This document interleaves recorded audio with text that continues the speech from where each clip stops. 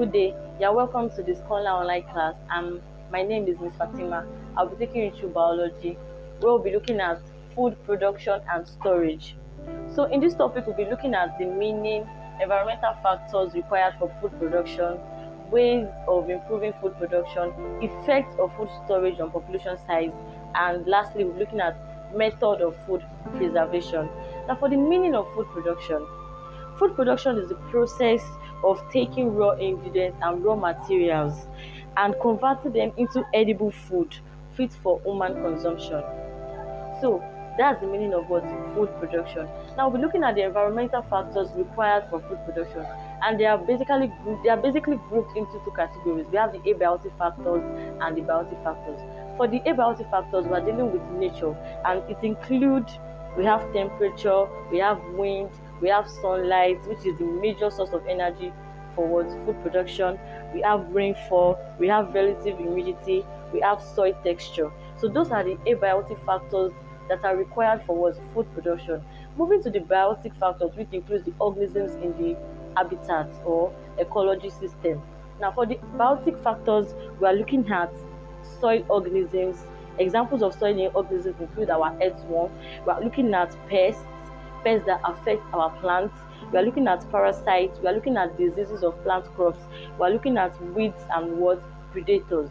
That's under the environmental factors required for what food production. And I said they are basically grouped into two. We have the abiotic factors, which include sunlight, rainfall, temperature, soil pH. Those are what the abiotic factors. Then for the biotic factors, which means basically they are the organisms.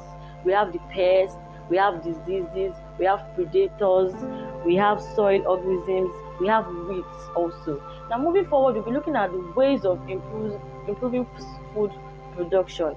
And one way of improving food production is crop improvement method. Your crop rotation, your tilling, your harvesting, all those methods we have to improve it so that they can be what increase in food production. We also have proper teaming of plants. When you want to team the plant, don't make it too low so that it won't affect it when it is trying to absorb sunlight.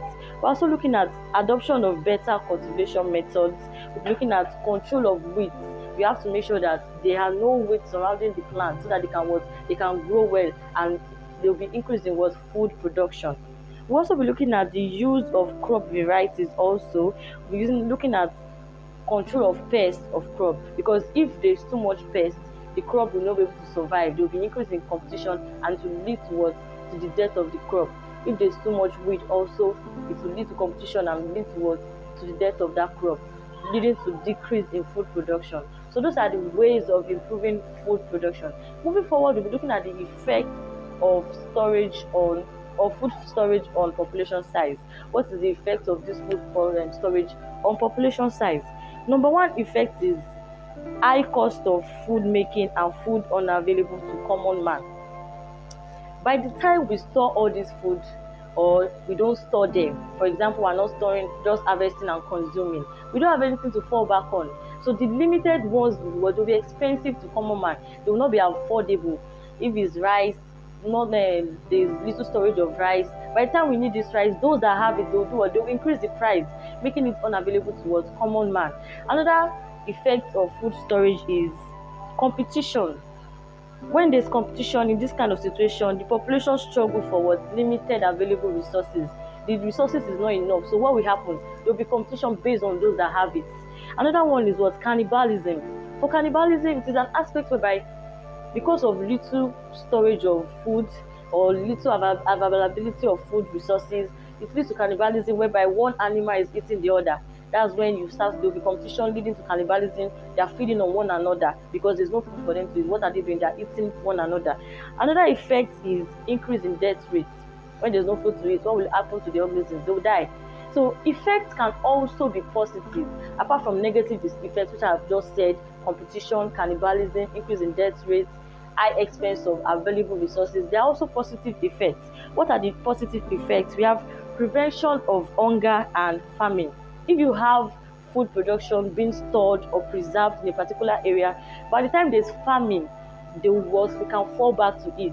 Man can feed on it. So these are the positive effects of what food storage on population size. I said it prevents hunger because there's something to fall back on during famine. Another positive effect is maintenance of stable price. If I have these resources being stored at a particular place, I can go back there, pick them from it, then the price will not be too high. It is when a resources is limited, that means it's not available to everyone, that's when there can be an increase in price, decrease in price. But when the resources is available, the price will be stable. Another positive effect is it reduces the effect of natural disaster. Okay, when there's a natural disaster that you can't control, you have something to fall back on, just like the way it is reducing famine and hunger. So moving forward, we'll be looking at method of food preservation. Method of food preservation. The first method we'll be looking at here is the salting method.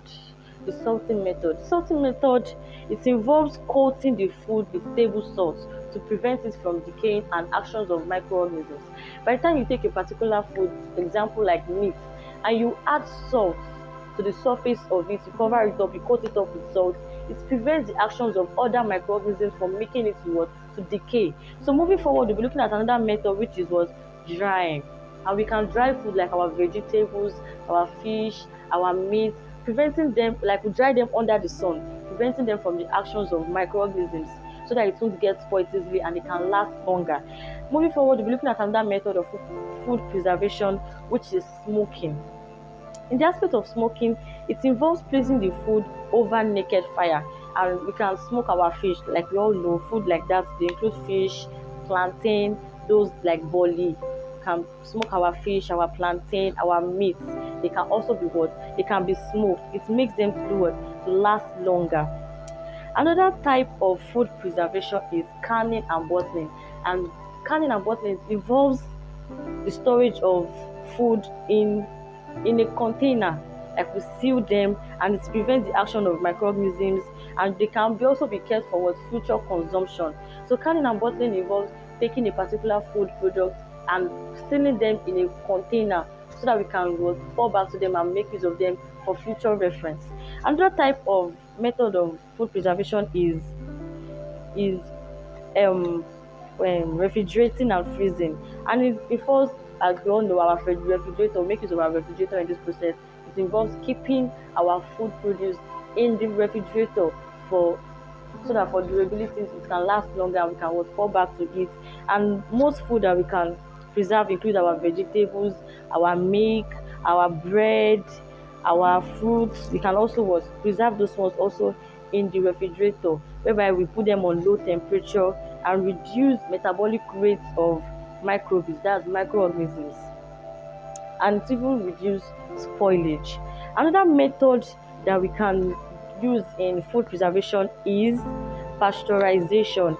In pasteurization, this is the eating of some food products to a very high temperature of about 10 minutes, and it is immediately cooling for the purpose of storage. What do we do in this process? We put them in a particular place, increase the temperature, then after that immediately we go and do what? We cool them so that we can make use of them for reference purpose.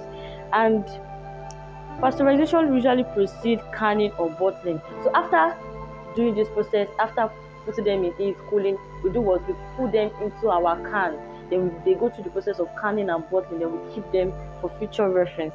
Another way we can preserve our food produce are through chemicals.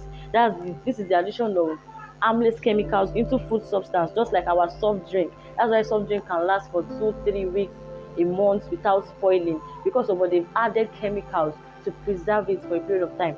We also have vegetables and so lots more that we can preserve using chemicals. Or our corned beef, our sweet corn, they are preserved using canning. At the same time, they are adding chemicals so that they don't decay through this process. Then the chemical, it can prevent spoilage in food, like I said earlier. It also dehydrates or toxicates the microbes. So it helps us in preventing microorganisms from taking action and making this food to decay. So that's what we'll be going through in food production and storage. And in the year 1989, there was a wider question that asked that which of the following method is used in food preservation for a long period? A. Adding oil to the food. B. Exposing food to fresh air. C, keeping the food in a store. D, warming the food daily. E, salting and drying the food. The answer is salting and drying, because if you go for exposing the food to fresh air, it can be a cool season, like there's no sun to sun dry it well, the food will spoil. But if you salt, like I said, in under salting and drying, salting, you're adding salt, you're coating it with salt so that it can last longer. Basically we can use it for our meat. And drying the food, that's when you're putting it under the sun so that the sun does what is, dries out the water and makes it to do what, last longer. So that's all for food production and storage. Hope to see you in the next class. Don't forget to subscribe, like, and invite others to our YouTube channel. Thank you.